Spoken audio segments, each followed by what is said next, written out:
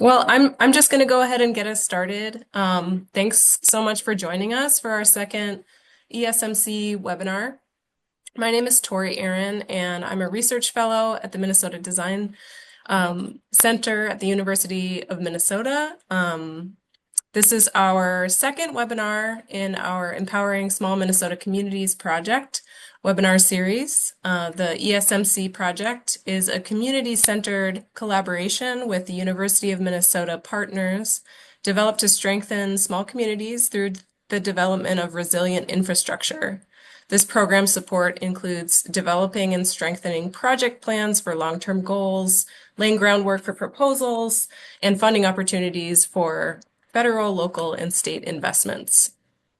Through this webinar series, we want to provide communities involved or interested in ESMC programs with new and accessible perspectives on resilient infrastructure strategies.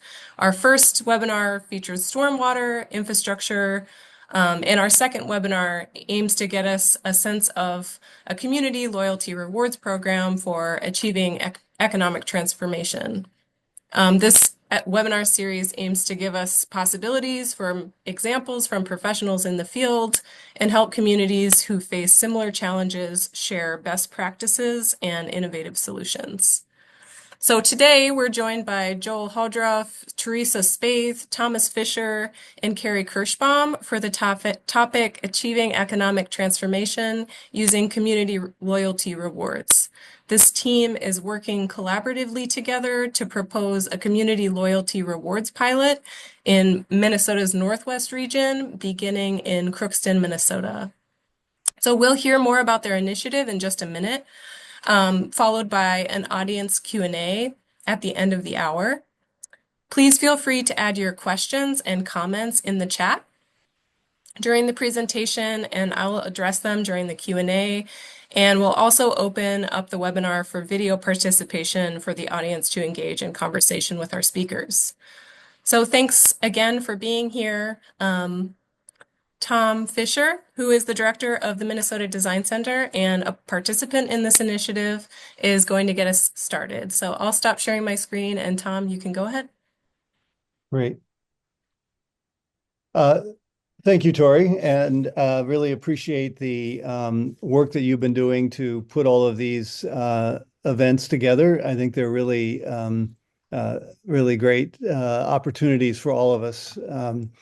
So as Tori said, this is part of the Empowering Small Minnesota Communities effort that we have going at the university. This was a allocation from the state legislature to the university to help smaller communities in some ways level the playing field in terms of their competitiveness for outside grants, be they federal grants, state grants, other funding opportunities. The idea here was that the university has the capacity to help communities write perhaps better proposals, more competitive proposals, has the staff to help with budgeting and all the other things that are required to go after these funds that often small communities don't have. And so the other idea behind it from the legislature was how could we be more efficient in the use of resources, and how can we really develop a strategy that would enable smaller communities to thrive socially and economically. And so the idea behind this webinar is to really introduce everybody to what we think is a really exciting idea around economic development. It's an idea that I personally have been interested in for a number of years. In fact, Joel Hodroff, who you'll hear from in a minute, and I have co-authored 2 chapters in economic books about this idea. And I think you'll find it as a way to think about sort of reviving and helping smaller communities thrive economically. I think it's a really powerful idea. This also came out of work that I had been doing looking at the impact that pandemics have on communities. I wrote a book about this back in 2022. And one of the lessons from that is that pandemics often create a lot of excess capacity. As we all know from the communities we're in, we have a lot of excess retail space. We have a lot of underutilized restaurants, we have a lot of underutilized office space. At the same time, many people are feeling financially squeezed and would like to be able to expand their purchasing power. And so there's both a greater need for this kind of economic activity as well as an excess capacity in our communities. And so this is an idea that sort of connects those two things, enables us to expand the purchasing power of people, enables us to absorb the excess capacity that exists in communities. And the third piece of it is it enables us to recognize the volunteer work that goes on in so many of our communities.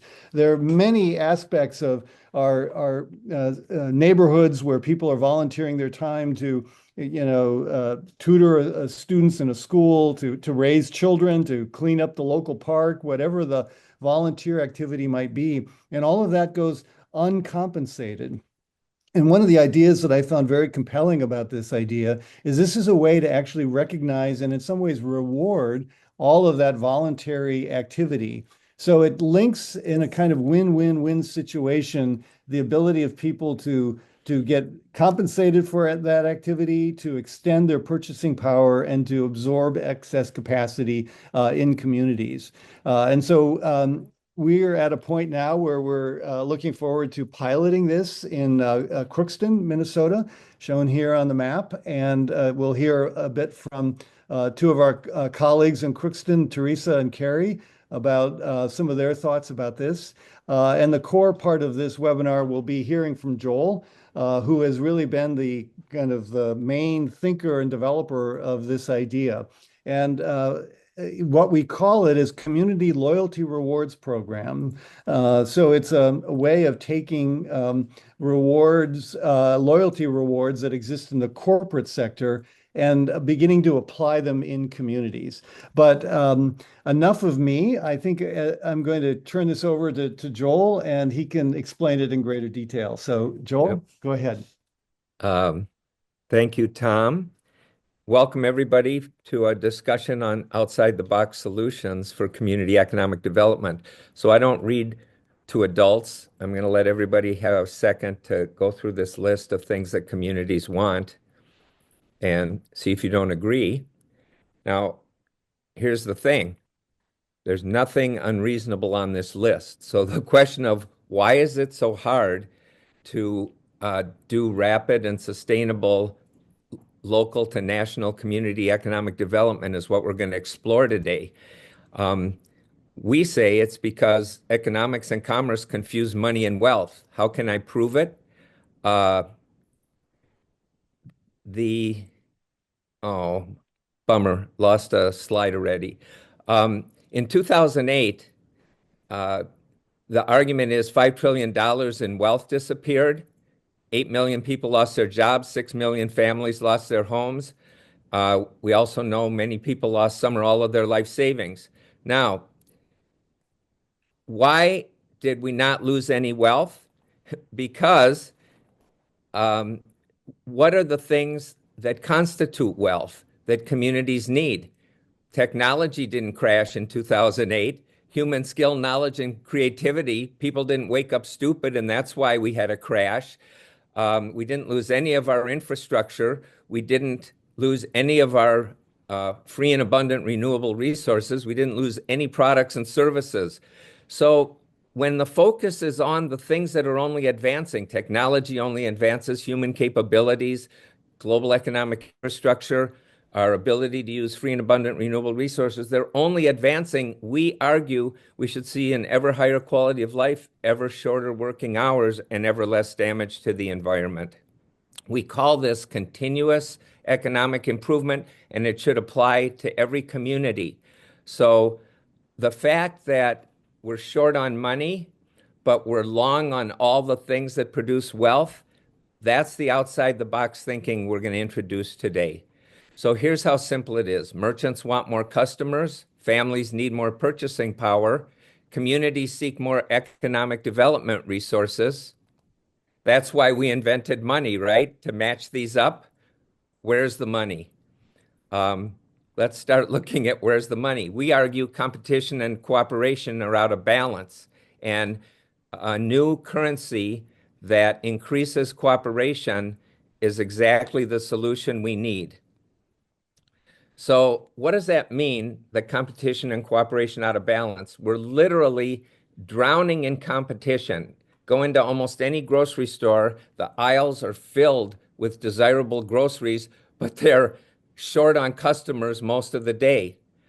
Um, so uh, any type of business, shopping malls, auto dealerships, restaurants, as Tom mentioned. College desks are empty more than they're full. I mean, we're living in kind of a crazy world where merchants want to sell these things, and it's public, private, and nonprofit. It could be um, the YWCA as an example of a nonprofit gym. There's also public gyms. We have all this public, private, nonprofit colleges, schools, and we're short on money to distribute their goods and services to people who need it. Now, history teaches us something that gives us a lot of confidence. There's an accelerating pace of business and social evolution, and it's often driven by new generations of money made possible by new generations of technology. So barter and gold coins ran the industrial era 3 to 5,000 years. Gold coins made possible by smelting and metal casting. Paper currency and checks ran the industrial era, made possible by printing. Credit cards and e-commerce have run the high-tech era and made possible by computers, plastics, the internet. So our solution could be here very rapidly.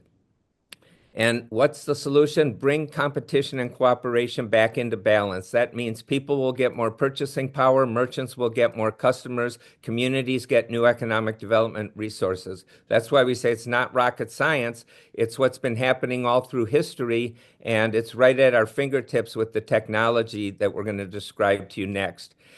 Now, here's what's also interesting. Many innovations are just built from existing parts, and so is ours. If I took wheels from wagons and bicycles, gears from industrial machines, engines and fuels from locomotives, and cushy seats from carriages, what could I put together that the world had never seen? You bet, an automobile. And it can happen in exactly the same manner. And in fact, it can happen fast. The 3,000-year-old paradigm humans will never fly ended in 8 seconds and 120 feet at Kitty Hawk. So paradigms can shift quickly. How do we mobilize all this underutilized business capacity? I keep repeating, we can turn competition into cooperation, and I'll show you how and why. I'm going to give 3 examples of existing business models that are all competitive that our system makes cooperative. What did the sharing economy do? In just 2 years, building their own technology every step of the way, they took the tiniest amount of excess capacity, an empty room in someone's home or an idle car and driver, and turned it into millions of jobs and billions of dollars worth of new wealth. Now, because it was competitive, what happened in the industry? Hotels, motels, and their employees took the hit from Airbnb. Cab drivers, limo drivers, and their companies took the hit from Uber and Lyft. So, extraordinary innovation, amazing economic growth, all filtered through win-lose competition over money. Now think about employee benefits.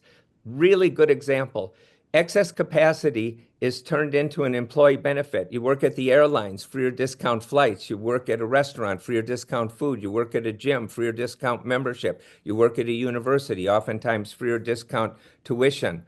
So that doesn't even require a token or a form of money. That's just a way of distributing excess capacity, but it's always done competitively. So what you're going to see is we're going to pool all this excess capacity from all these different employers into what we call a virtual business community wealth ledger or virtual warehouse, and it'll make it a cooperative proposition rather than competitive. Now, the last that's very relevant, loyalty rewards are also backed by excess business capacity, or you wouldn't see loyalty rewards. Frequent flyer miles backed by empty airline seats, Starbucks points backed by extra coffee, Hilton honors backed by empty motel rooms. Now, why do we call this a ledger currency, and why are we introducing a ledger currency? Because Loyalty reward programs run on ledgers. The rewards are issued, redeemed, and taken off the books. So that's a ledger process. Why is that important? Ledgers don't crash. Ledgers don't have inflation and recession. You can't run out of ledger entries the way we're always running out of money. um, there's no such thing as investing ledger entries for interest or loaning them for interest rather, or investing them for dividends. So all the problems we have with money are not problems associated with ledgers. They're associated with tokens. And that's the interesting thing about cryptocurrency. It's just one more competitive token. It's more like a poker chip. You buy a bunch of it for cash, hoping to cash it out at the end of the day and make a killing. But that's a token. That's not a ledger entry. You can't do that with ledger entries. So we say underutilized business capacity from across the economy backs community loyalty rewards. We're done with backing money with gold. Now it's only backed by government promises, right? But what's the government promising? To issue more money if there's a problem with the money. That's not a very strong promise. So what do? We go across the economy, we contract with merchants on what you'll learn about is called a dual currency contract, where we contract on a dual currency basis so that there's enough cash in the deal to always be a profit for the merchant and enough new money in the deal to carry us somewhere new. So these are just examples. There's excess capacity everywhere. Why? Because if any business is doing well or any 10 businesses are doing well, dozens of competitors jump in for a piece of the action. Now, this is some new economics. Some people will get it, some won't. But believe me, you wouldn't have understood the internet before it was built. You wouldn't have understood e-commerce before it was built.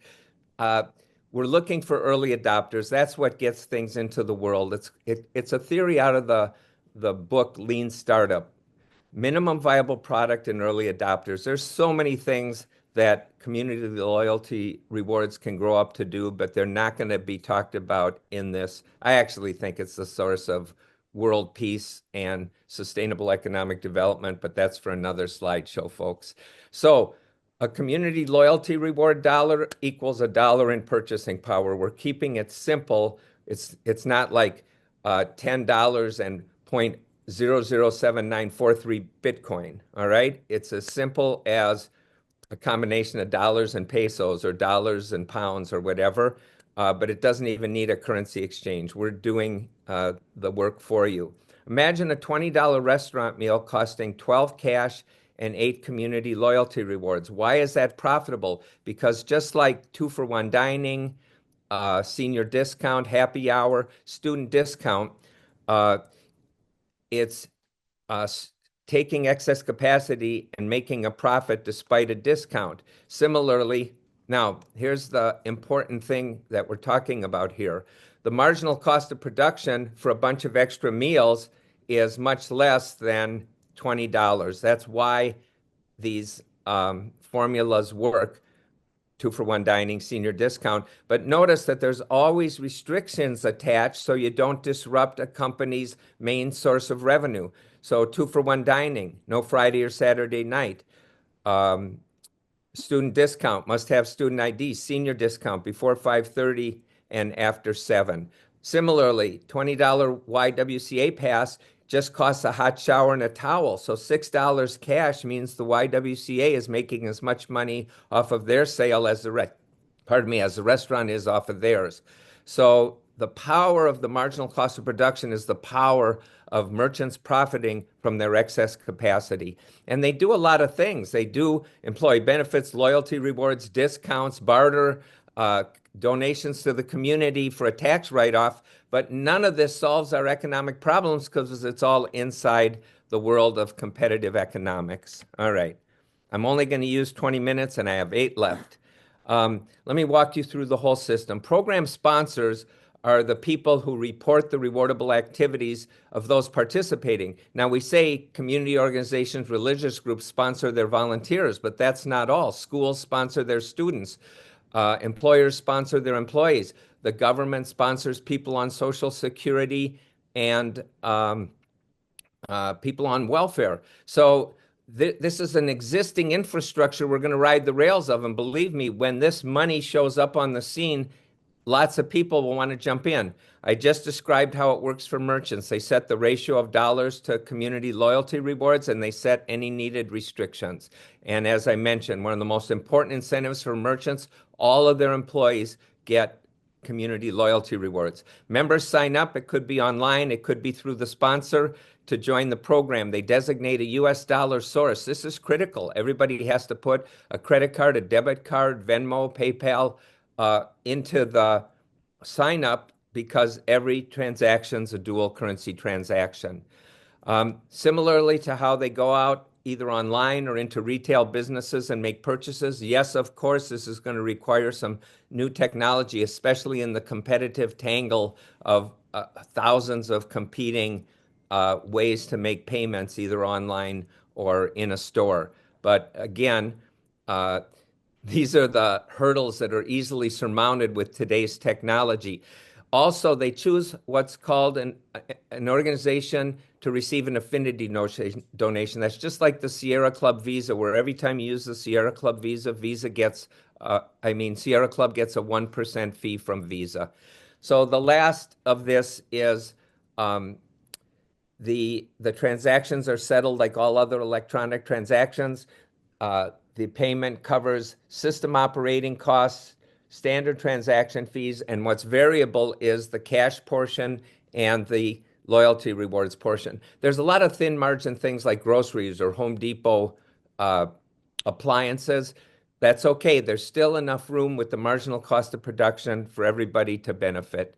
So why do we say everybody wins? Families and communities prosper from new wealth, youth.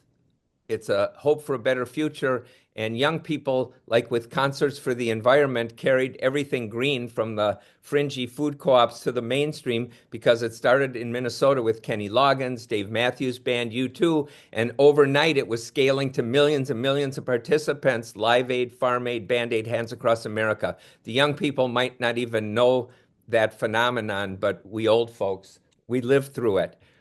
Go watch Bohemian Rhapsody if you want to see it again. All right, so merchants profit not only on their sales and their free employee benefits, they create extraordinary community goodwill. Disparities close. There's no argument over who's going to come out ahead because everybody rises together. And this is going to get us past left versus right. I could do a whole slideshow on for the conservatives. No higher taxes, no deeper debt, no redistribution of wealth schemes. It's business-led, market-based, and profit-driven. But well, if it's all that for conservatives, what is it for liberals, radicals, and Greens? It's immediate, not trickle down.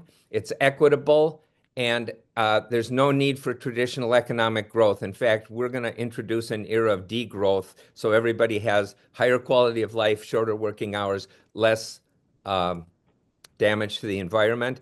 And we think workplaces, schools, churches and synagogues and mosques, community organizations, coffee shops, they're all going to be organizing centers for what's unfolding in the community. Workplaces become more cooperative, centers of innovation, learning, and contribution. And this is really important. Leaders are stuck on how we're going to solve these problems. Where's the money going to come from? We're going to go somewhere new. So we're inviting everybody to join in the planning and enrollment process and carry this to your town. Just a reminder, and there'll be a couple of other speakers and a wrap-up slide. Together, we can create continuous economic improvement in all of our communities. Again, ever higher quality of life, ever shorter working hours, ever less damage to the environment. And if you want the best metaphor of all, at the end of the Depression, we went to full war production in 2 years without any of today's technology and without sending anybody to trade school or job etiquette school. Why? People thought it was government spending on the war.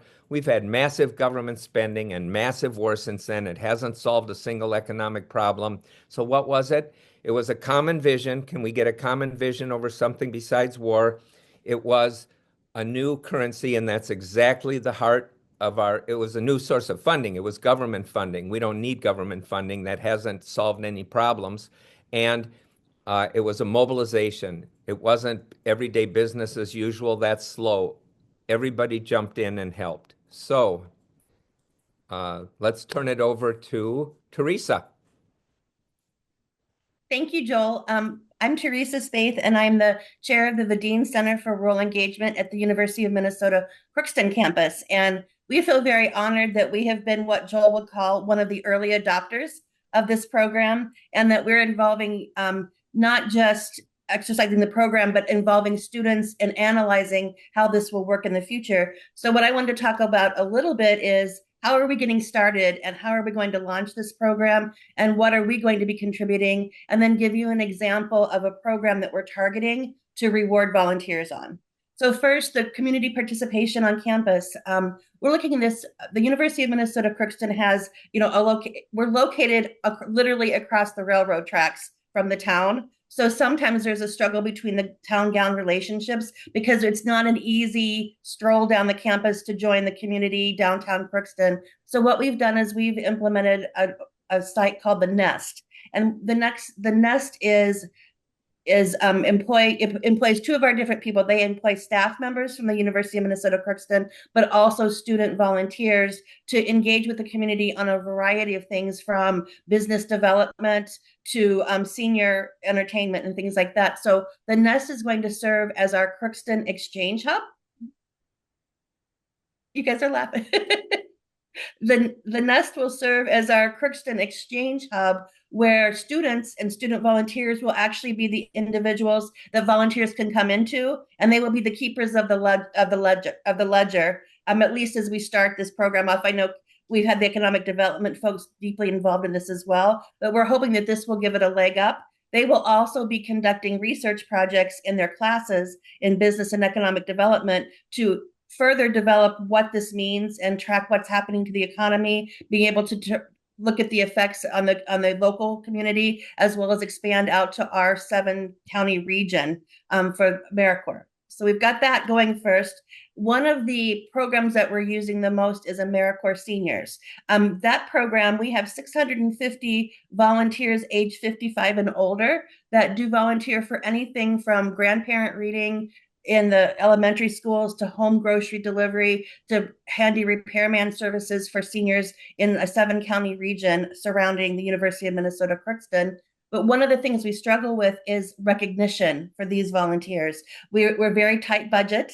We're doing well just to employ people to maintain the program, but having some type of reward system or some kind of way to connect the volunteers to each other is missing. And we look at this as a tremendous opportunity to not only reward these seniors, but to bring them together and utilize this effective tool of building more community in all of these communities. If we serve Crookston as the hub, then we can reach out to even more rural communities that have less resources and help them to develop community in that way. We are also looking at this as a great way to utilize some of our excess capacity. And as Joel mentioned, in a time of when pennies are tight, especially for underserved community members, they often can't even afford a $10 ticket to a basketball game, or they might not be able to afford the $5 ticket to the theater production that students have on campus. So this is a way that we can get opportunities and for them to come to campus into their hands. And we also can recognize and reward that sometimes just because someone is financially strapped does not mean that they are not great contributors to the community in many other ways. So it's a way of recognizing their assets and their contributions in a little bit different way that doesn't involve having to spend vital resources that are tight. So we're looking forward to this emerging. It's a very much, as Joel would say, an emerging opportunity.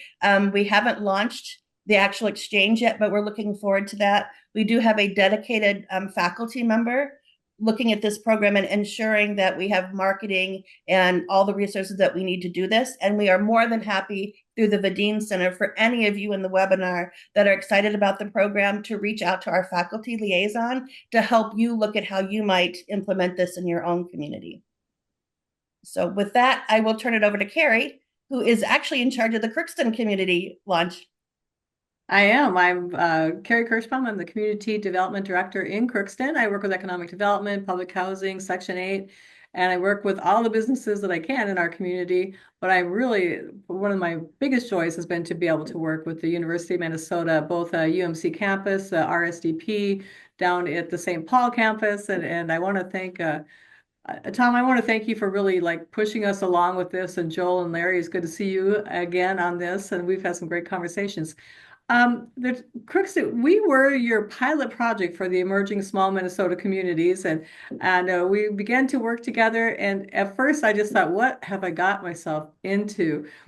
Because I'm trying to build roads, and you guys are over here with these big ideas, and as I was gone for about 30 years and moved back to Minnesota in 2010. And one of the things I had forgotten, because you're in the world of cities, I forgot how wonderful our volunteers, that everything happens by communities who volunteer, whether it's your grandma, the Sunday school teacher, the bus driver, the snowplow person, it doesn't matter. Everybody's a volunteer. And my husband, being from California and from the LA, was shocked at the power of the volunteers, and that the mayor was plowing the road, and the vice mayor was mowing the yard at the park, and he fell in love with the community. We ended up staying here. And so the biggest thing I would say is our volunteers, absolutely, when you say you want to recognize our volunteers, coming back into the area, you don't even realize how valuable they are until you've been in an area where they don't exist. So as a city or as an EDA, we want to help to facilitate the partnerships, to continue to build on our partnerships with the University of Minnesota, to continue to acknowledge our volunteers and to help to say thank you to them in any way we can. And I really appreciate Teresa's, the Medine Center has been invaluable in a lot of the projects I've been working on here in Crookston. We want to keep fostering those relationships, connecting our retail people, our schools, to help some of our business realize there is hope for other ways, to subsidize their income, because they're all struggling too. So this is a great opportunity. The promotion and awareness, I'm glad to partner with everybody. That would be a heavy lift on our own, but if we're all saying the same thing and the message is clear, we can get the message out there, begin to work with the local businesses. I think we're going to discover things that we didn't even know we were going to discover when we start working with connecting our volunteers to businesses.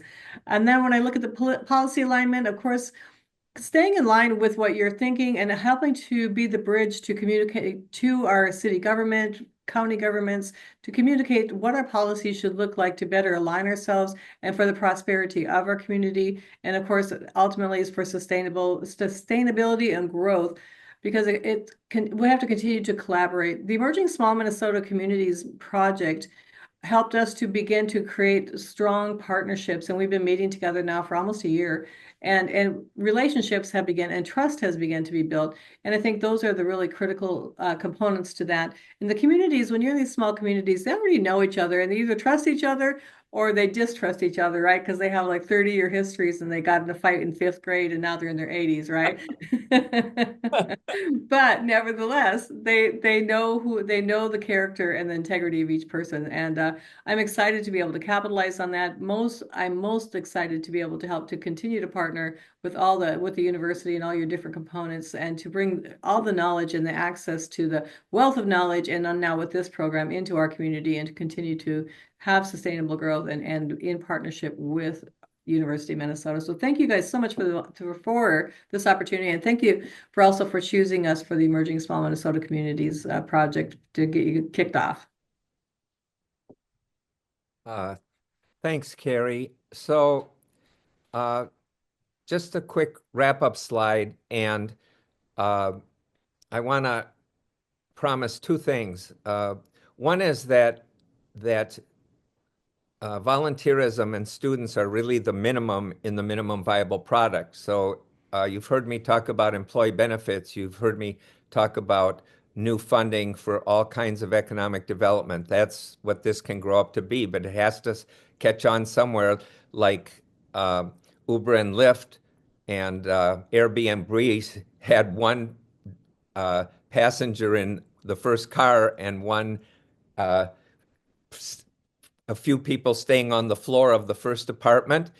The other thing I want to promise is that when we release the video from this, we'll play my talking at about half speed. So anyway, we suggest that when the right anchor partners come together, a project can really take off. We want you all getting in touch either with our organization through me on LinkedIn, or email me, or through the Design Center, or through the Vaden Center, or through the City of Crookston. I mean, it's really getting exciting how quickly this is catching on. So that's what we had.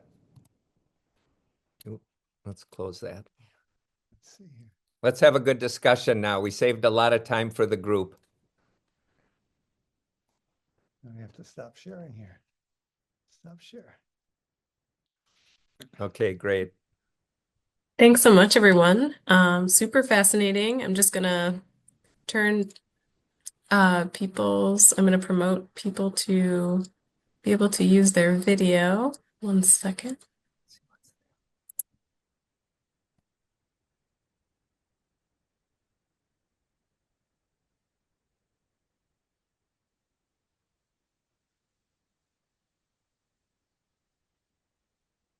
So if folks have questions they want to ask, I know that Larry had mentioned wanting to expand on the use of AmeriCorps seniors. If you wanted to take a couple minutes and address that. Yeah, I'd be glad to do that. I had the opportunity to meet with Teresa's team this morning by Zoom. So Jennifer Manoli, who runs the AmeriCorps Seniors, and Al Fatale, who is the person that the university has assigned to this project. And we came up with some really good ideas of how to really tap into the potential for the AmeriCorps Seniors. And this will be new to our team who just presented as well, since it just happened. But the first one, which I think is important, is Jennifer's going to look into the possibility of finding 1 or 2 seniors to work with each of the leadership people up in Crookston, because what we're seeing is everyone is busy with their regular jobs, and then they have this project to do as well. But if we could give them basically a working assistant or 2 to help them manage things to do with this project, that might provide a lot of fuel into the equation to power things up. So that was one idea, and Jennifer's going to look into that. The second one was, rather than doing focus groups, that was our first inclination for how to figure out what's the best message for recruiting the various merchants, sponsors, and individuals. We finally realized that rather than a focus group, why don't we find representatives from amongst the seniors who were active in the merchant community? Maybe they owned the business or helped manage business or just worked there. But there are probably a lot of them who would have a good response to what are the challenges for a program like ours in order to bring the right message to the merchant community. So we'll do that with selected focus groups for each of merchants, sponsors, and individuals. And then in a fourth area as well, which is training. So Jennifer's going to see if she can find people in the seniors group who are good at training and help us get that organized to train the entire group of, as Teresa mentioned, 650 potential helpers in the seniors group. And then the last one is, some of these people have probably also worked for some of the very large companies that are active up in the region. So American Crystal Sugar, I understand, has somewhere between 4 and 6 factories in the region. So they must employ a lot of people. They're also a co-op, and co-op values tend to overlap with this project very well. There's also Marvin Windows, which does a lot of work with their community. So they would be another high priority target. And then there's also Arctic Cat and Polaris that are also large and employ a lot of people. So hopefully we can find people who've already worked there and have contacts there and can get us the right kind of meetings. So we think today's meeting really got us focused on, there's a lot the seniors can do to help us, and we'll start getting that organized now. So thank you. Well, and Larry, I just want to say, I see that we can now see Dr. Al Fatale on site here. He is our faculty fellow in charge of this program at the Vadine Center our rock star, and he would be the one that anybody should contact if they're interested in implementing in their community and getting resources and help through the Vadine Center. So Al, if you want to wave at everyone. There you go. Thank you. It looks like we have an audience question from Rick. Yeah. Go ahead, Rick. My first question is, I have no idea how to get my video onto the screen. I can see you guys, but I can't see myself. So I'm calling in from West Suburban Chicago, and I'm sitting here saying, how can I become an early adapter if I don't have without moving to Crookston? Let me just say this. Hello, Joe. Hi, Rick.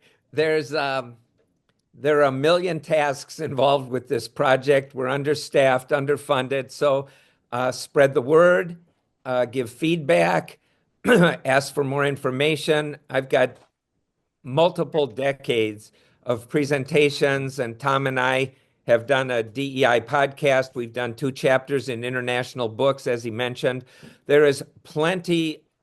We can use help writing a new book on this. It's just been overwhelming. So don't You worry. write so well, it's hard to beat it.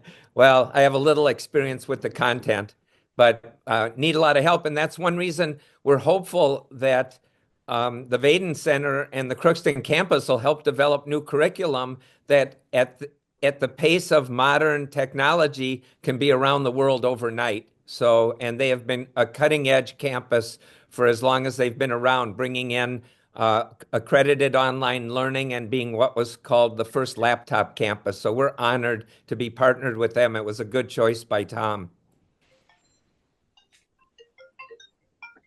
Thank you. I was also wondering if you could give us a status on the web-based app and where you are in the process of that. Larry, unless you want to jump in. Yeah, I'll jump in. We have just finalized the working relationship with a software company called MentorMate. And MentorMate is located here in the Twin Cities and is a national leader in smartphone applications. And so we'll be working with them to develop the pilot. MentorMate also partners with Agio and Kigo, which are 2 leading organizations doing loyalty rewards. And so they can keep us abreast of what are the current advances in dual currency technology and other ways of handling the dual currency type things. So we're at the beginning, but the relationships I think are solid, and so we should be in good shape there. A rough target is to have a pilot running sometime next spring. And so in parallel with that, we'll be recruiting the real participants in the Northwest region. So that'll be well beyond Crookston. It'll be the whole region. And we need merchant sponsors and individuals, everywhere up there. So the software and the recruiting will be the 2 main threads of the project. I just want to add that all the technology to do this is finally out there, and shifting paradigms is a wild ride. When everybody knew for a fact the Earth was flat, it took a long time for Magellan to arrive and go all the way around it to prove that it wasn't flat. On the other hand, the 3,000-year-old paradigm, humans will never fly, ended in 8 seconds and 120 feet at Kitty Hawk. Pretty fast change. I figure we're going to be somewhere in between those two, but just because we don't have the technology now, that's one partner away from happening. That's what people have to understand. Everything's mature to do this. It takes outside the box thinking and buy-in, and that can be very quick at the right moment of time. Jill, this is Carrie. I think that I was fascinated in having a conversation with you, but then just to kind of hear everything that you had to say when we first started talking about this. But then when Larry started talking about the airline and the frequent flyer miles, for those of us who are simple in mind and not from the university, that like I'm a frequent flyer. I have all sorts of miles, right? So all of a sudden that just brought it to the simplicity. It doesn't need to get into the weeds because the first thing people, well, how's that going to work? When you look at frequent flyers, we all get it. So I'm really encouraged by what you guys have going. So Yeah, I agree, Carrie. And I'll just also add, and Larry, I think you made this point at one point. This is sort of the first economic idea for the internet age. In other words, it's fully utilizing the internet in a way that not even Bitcoin and cryptocurrencies use, which are still token ideas. So it strikes me that this is really an economic advance that's actually profound, and it'll have enormous implications for all of us going forward. yeah. Joel, real quick. So this is David, just speaking out of Minneapolis. So one of the things that you guys, one of the things that I hear discussing is, paradigm shifts and even just changing the entire culture. And so as you know, Peter Drucker said, culture eats strategy for lunch, breakfast, and dinner. Actually, he really didn't say that. He said it in a very nice British way, and someone kind of attribute the rest to him. So just your process of, even just addressing culture itself to bring about this paradigm shift, because, we're in a much smaller global footprint with people from so many different nations in our surroundings. And then also just as there continues to be a little bit of a gapping that's happening between groups of people with their technology proficiency, how in bringing others along in that whole process. So I want to say that as a minimum viable product, the volunteer rewards idea is critical, but I also want to tell you what we've learned over time. Some people will argue you're ruining volunteerism. Nobody's supposed to get compensated with volunteerism. A famous author that I introduced my work to, Daniel Pink, said rewarding volunteerism is demotivating. And so it's a balance because employers don't necessarily think volunteer rewards is high on their list, but employee benefits is huge on their list. So it may seem to get past people, many of the things I'm talking about, but different things land for different people. So focus wherever it works for you to strike up a conversation, to get feedback, bring us all the feedback you can. But you're right. I talk about the economics, and who the heck talks about economics these days? People just live with it, but that's the problem. And Joel, if I might add, I believe very strongly in the concept that everybody has something to contribute to community. And I feel that, we looked into some issues on campus, like the not even being able to afford a basketball ticket, right? And things like that. Well, just because somebody is financially struggling doesn't mean that they don't have valuable things to contribute to society. And this is a way to kind of attach a value to them. That's just kind of my theory behind it. I know that we shouldn't reward volunteerism necessarily, but it's the concept that everybody can contribute, and it kind of attaches a value and a meaning to that. Right. And I agree, Teresa. The other thing I think is a really important distinction that Joel makes is this difference between money and wealth. We tend to link those two things when in fact, the point you make, Joel, is that wealth comes in many forms: cultural wealth, just the wealth of a person's experience, right? And so communities that may think they don't have much money, so they're poor, are actually awash in wealth because they have people who have all of this capacity and all of this knowledge and experience, right? And we have the natural world, which is full of wealth in terms of renewable resources. And so this is a kind of a mind shift from a scarcity to an abundance way of seeing the world, and recognizing that every community has incredible abundance of wealth, regardless of how much money they have. And I forgot, but one of my favorite examples of overlooked wealth contributions that need to be rewarded is unpaid domestic labor, mostly women's, but there's paid in society cooking, cleaning, shopping, laundry, chauffeuring, childcare, and senior care. How come if you stay at home with your kids, you got to be a volunteer for your family or a welfare mom? So this completely turns that on its head and says exactly what you've been hearing today. All contributions can and should be valued. And when we monetize them, again, just look at what happened when the sharing economy monetized an empty room in someone's home or an idle car and driver. Massive economic growth, but filtered through competition over money, did a fraction of the good that it could have done. I'm also curious if there are models that also one could volunteer and then sort of donate their rewards or pass them along to others in the process. That's exactly right. If you don't need the extra purchasing power, and many people don't, you can donate it somewhere. The other thing is, there's a lot of blaming of the rich, and that's more of the confusion of money and wealth.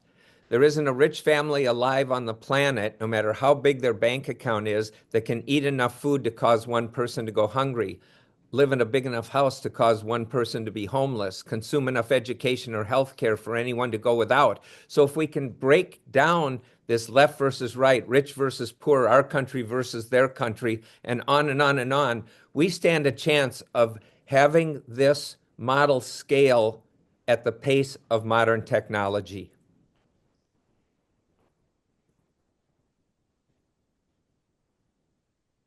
It looks like there are some folks asking about how to support this work and also learn more about it. If you all would like to share that information. Tori, also looks like Mike has a question, but you were muted. You were muted, Mike. Yeah, I wanted to bring attention to a nonprofit that I've worked with for many years that takes care of at-risk kids, the Court-Appointed Special Advocate Program in Minnesota. And how the industry itself of child protection has always been overwhelmed and unable to really service the children in need. And my experience, long time with CASA program, is that the people that volunteer to help often are the people that have been through the system, or and they're able to. But because this underserved population is so big, and in rural America, it's really big. It's worse than it is in the urban sectors because the big cities have a tax base to hire more social workers and provide more services. So the thing that you're talking about is really appealing, because this would open doors for the people that want to volunteer to be able to volunteer to take care of the most needy citizens we have in this country at this time. I just wanted to get that out. I think it's just a bang up idea. And thank you for all the hard work you've got to get it here. Thank you. I just want to take 1 minute to say we've been volunteer powered now for years, and thank everybody on our internal team and now our growing external team. Nobody's getting paid, and hopefully one day we will. And Mike, I think of a time, maybe it would be awesome if we had a team of student or young volunteers that did like a community project or a community cleanup, and then they all got to go to the basketball game together, or they all got to, do something as a team project. That might be a better way, a great way to build community. And we're not opposed just because we're launching in Crookston. If you have ideas, we certainly have the entire Twin Cities campus, Rochester, Duluth, Morris to tap into as well. We certainly can reach out and expand in ways like that, but we can't do it all on our own. So please let us know if there's some ideas that you have that through the Vadine Center, we can help you build on what you're thinking. So maybe there's a good time for me to jump in here, but this is Jared from the chat. I'm not sure how to put up my video either here, but I wanted to mention that for one, students, I was talking to a couple of friends yesterday. I think there's an